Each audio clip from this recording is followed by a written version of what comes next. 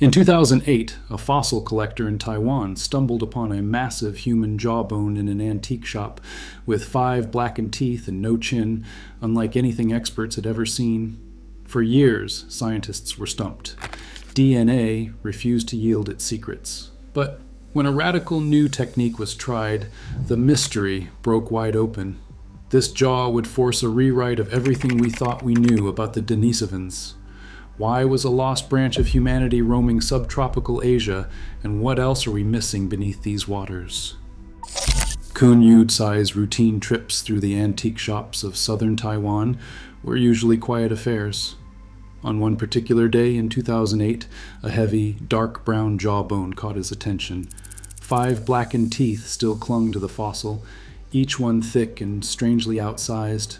The bone itself was massive, far more robust than any modern human jaw, and its lower edge swept forward without the familiar bump of a chin. For Tsai, who had seen his share of animal fossils, this was something different. The shop owner explained it had come from a fisherman's haul, dredged up somewhere off the coast, likely from the bottom of the Penghu Channel. That stretch of sea, about 25 kilometers west of Taiwan, was known among local fishermen for turning up ancient bones alongside their catch. During the last ice age, the Penghu Channel had been dry land, a natural bridge linking Taiwan to mainland China. Herds of elephants, tigers, and water buffalo once moved freely across its grassy plains. Over thousands of years, rivers carved through the landscape, leaving behind bones that sank into the sediment. When sea levels rose, the land vanished beneath the waves. Today, fishermen's nets sometimes pull up those buried relics, bones from a world long gone. Tsai recognized the jawbone's potential importance. He purchased it, and rather than keeping it in a private collection, decided it belonged in the hands of scientists. The specimen, later catalogued as Penghu 1, soon made its way to the National Museum of Natural Science in Taichung. There, it would begin a new journey, from a curiosity in a shop window to a scientific mystery that would challenge everything researchers thought they knew about ancient humans in Asia. Inside the National Museum of Natural Science, the Penghu 1 jawbone sat under careful stewardship, yet its true identity remained just out of reach. Curator Chun Shangchang was among the first to realize the fossil's importance, but every attempt to unlock its secrets ran into the same obstacle. In 2015, a scientific paper placed Penghu 1 within the human genus, noting its archaic features, but the precise species remained a mystery. The museum's subtropical environment posed a relentless challenge. Warmth and humidity had erased the ancient DNA that scientists rely on to trace evolutionary relationships. Again and again, teams tried to extract genetic material from the waterlogged fossil, only to come up empty. Each failed extraction left the question hanging: was this jaw from Homo erectus, an unknown archaic human, or something else entirely? The lack of a clear answer stalled the investigation, leaving Penghu 1 an outlier, anatomically intriguing but genetically silent. Chang and his colleagues knew that as long as the fossil's DNA was lost to time, the story of early humans in East Asia would remain incomplete. Frustration mounted with each unsuccessful test, pushing the team to consider new approaches. With the case at a standstill, Chang began looking beyond the museum's walls for a solution, determined not to let the mystery fossil fade back into obscurity. Frido Welker's laboratory at the University of Copenhagen had built its reputation on extracting secrets from fossils that DNA alone could not unlock. Where genetic material had failed, Welker and his team turned to the resilience of ancient proteins, molecules that, once trapped in tooth enamel and dense bone, can persist for hundreds of thousands of years, even in warm or waterlogged environments. The Penghu 1 jawbone, battered by time and the sea, offered a perfect test case for this approach. The lab's first step was to validate their extraction process on bones dredged from the same seabed. Elephant and pig remains exposed to the same harsh conditions as the jaw. This step ensured that their methods could recover authentic ancient proteins from heavily altered fossils, and that the workflow would not be confounded by marine contamination or modern lab artifacts.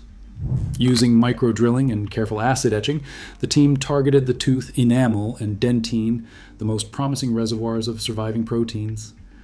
Mass spectrometry came next, fragmenting the proteins into peptides and sequencing their amino acids with precision. Each sequence was cross-checked against a reference database that included modern humans, Neanderthals, Denisovans, and great apes for comparison. The workflow demanded rigorous controls, extraction blanks, negative controls, and detailed checks for common contaminants.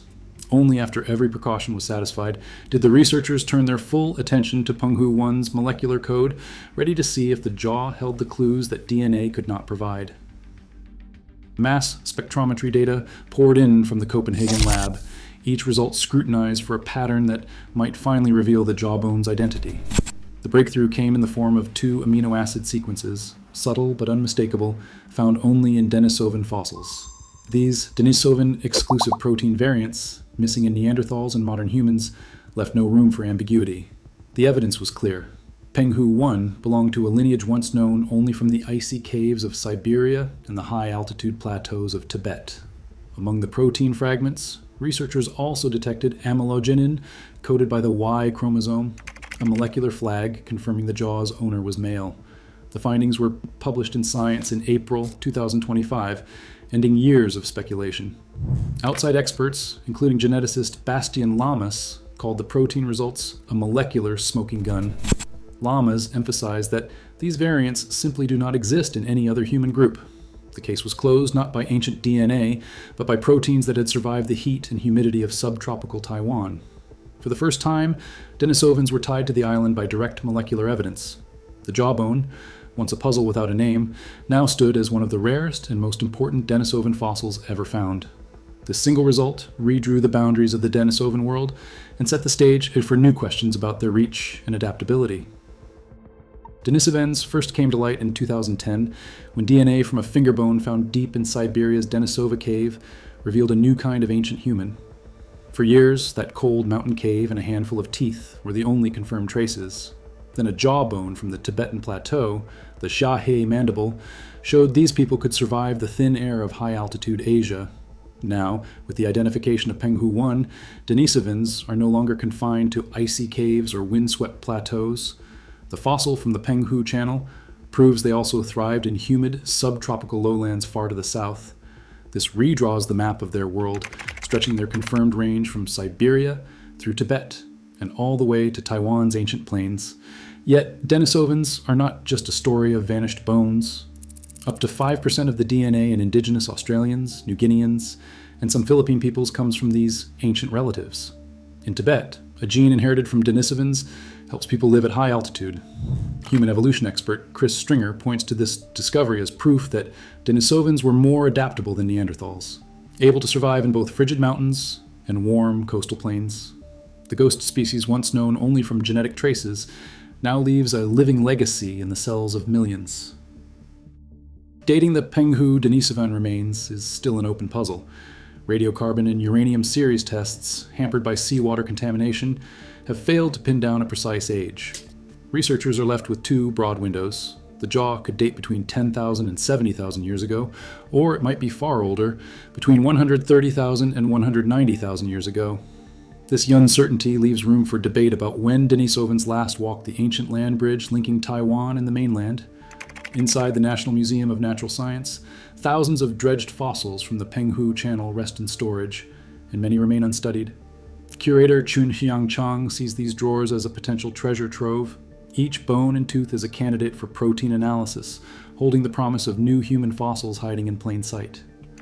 Biological anthropologist Sheila Athreya is optimistic that paleoproteomics will unlock secrets from these unprovenienced finds, allowing scientists to revisit old collections with fresh eyes.